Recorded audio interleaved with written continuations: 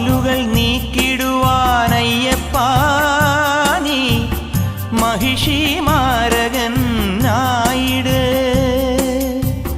മാലുകൾ നീക്കിടുവാനയ്യപ്പാ നീ മഹിഷി മാരകൻ ആയിട്. കലികാലം കൺപാർക്കും പരമാർത്ഥ പുണ്യമേ നീ തന്നതല്ലോ എൻ ജീവിതം. സാമവേദം നാവിലുണർത്തിയ സ്വാമിയേ എന്നെ സ്വരപൂജാമലരാക്കി തീർക്കണേ.